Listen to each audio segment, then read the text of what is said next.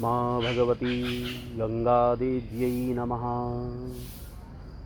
आज हम बात करते हैं बहुत ही चुनिंदा एवं मुख्य विषय पर। वो मुख्य विषय हैं कि गाय, गंगा, गायत्री, ब्राह्मण, गौ, ब्राह्मण, गायत्री, गंगा। तो हमारे भारत की सभ्यता, भारत की प्रणाली और भारतीय परंपरा, भारतीय आध्यात्मिक कड़ी और भारतीय आध्यात्मिकता की पहचान यही है, गौ, ब्राह्मण, गंगा, गायत्री। तो आज क्या है कि इतना उथल पुथल हो चुका है जीवन में, इतना लोगों ने बदलाव कर दिया है अपने जीवन में, अपने मार्गों को इतना स्तब्ध कर दिया है कि उन बदलाव को बदलने में आज पता नहीं कितनी बुद्धि लगानी पड़ती है। विज्ञान के द्वारा, आध्यात्म के द्वारा जो रचना होती उसका एक संयम होता है, कलाकृति होती है और एक उपाख्यान होता है। तो उस दीर्घा में हम अपने मनस्थिति के द्वारा सौहार्द रूपी संपन्नता को बनाते हैं और उसी प्रकार से हम अपने जीवन के व्यक्तित्व के भाव के लक्षणों को युक्त करते हुए चेतना की अभिव्यक्ति की विशेषता को पहचानते हैं। तो जब हम गंगा की बात करते हैं तो भारत की भूमि को पवित्र करने वाली है गंगा।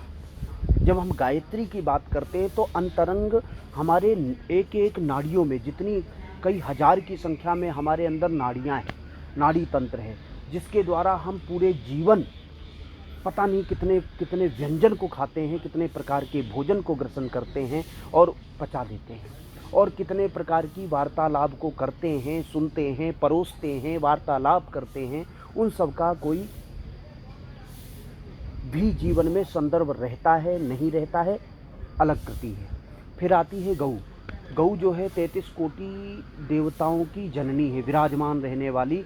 वो एक ऐसी माँ है जिसके अंदर हम सभी देवताओं को पूज सकते हैं, सभी देवताओं का अर्चन कर सकते हैं, सभी देवताओं का वंदन कर सकते हैं। फिर आते हैं ब्राह्मण। ब्राह्मण है भूसुर, इस भूमि के देवता है। वो कैसे देवता है कि उनके अंदर समाहित मनसा स्महारितंच सत्यंच भीद्धा तपसोधिजायत ततो रात्रि जायत ततः समुद्रो अर्णवः समुद्रादर्णवा दधि संवत्सरो अजायते। जिस प्रकार से समुद्र के अंदर, अब आप सोचेंगे कि समुद्र के अंदर शंख मिलेगा, समुद्र के अंदर मोती मिलता है, समुद्र के अंदर बहुत सारे रत्न मिलते हैं, तो कैसे पता है कि समुद्र के अंदर रत्न मिलते हैं? लेकिन मिलते हैं। ये एक अकाट्य सत्य है कि समुद्र के अंदर ही ये सब पाए जाते हैं। उसी प्रकार से गंगा, गायत्री, ब्राह्मण, गीता, ये सभी वो समुद्र हैं। भिद्धा तपसोध जाए, तो जो मिलते कैसे हैं? तो बताया गया कि तपस्या के माध्यम से मिलते हैं। गौ विश्वस्य मातरः भूसुरः ब्राह्मणानां तत्पृथिवी देवता। देवता जो है वो ब्राह्मण है। तो मैं इसलिए कहना चाहता हूँ कि जब हम अपनी मनस्थिति को कहीं ना कहीं अलग लगाने का प्रयत्न करते हैं, प्रयास करते हैं और हम अपनी परंपराओं से भटकते हैं, जब हमारी जीवनचर्या पर संदेहास्पद कुठाराघात होने लगता है, जब हम अपनी प्रणाली से हट करके प्रपंचों में घिरते हैं, जब हम प्रपंचों में घिरते हैं तो गीता, गायत्री, गंगा और ब्राह्मण ये हमसे दूरी बना लेते हैं। फिर इनका आशीर्वाद, इनकी कृपा, क्योंकि जड़ चेतन दो हैं आपके जीवन में, जड़ है और चेतन है। जब जड़ होता है तो आपका शरीर, मन, बुद्धि सब अशांत हो जाता है, चित्त बिल्कुल काम करना बंद कर देता है। जब चेतन होता है तो मनस्थिति के द्वारा पता नहीं कितने प्रयत्न होते हैं, कितने संभाग उत्पन्न होते हैं, कितने प्रतिभाग उत्पन्न होते हैं, और हमारी जीवनचर्या का विशेष वो पहलू होता है, विशेष लम्हा होता है और विशेष कड़ियाँ जुड़ती चली जाती हैं, जिसके द्वारा हम अनन्य भावों को युक्त करते हुए अपने जीवन को प्रखरतावश निखार देते हैं। तो हमें निखारना है अपने जीवन को, अपनी मर्यादित जीवन को, अपने भावनात्मक प्रणाली को, अपनी जो भाव रहित हृदय में बसने वाला परमात्मा है उसकी कड़ियाँ किससे जुड़ी हुई हैं। आपको कहा गया कि आप जाइए किसी से आशीर्वाद लीजिए। आशीर्वाद किससे लेंगे?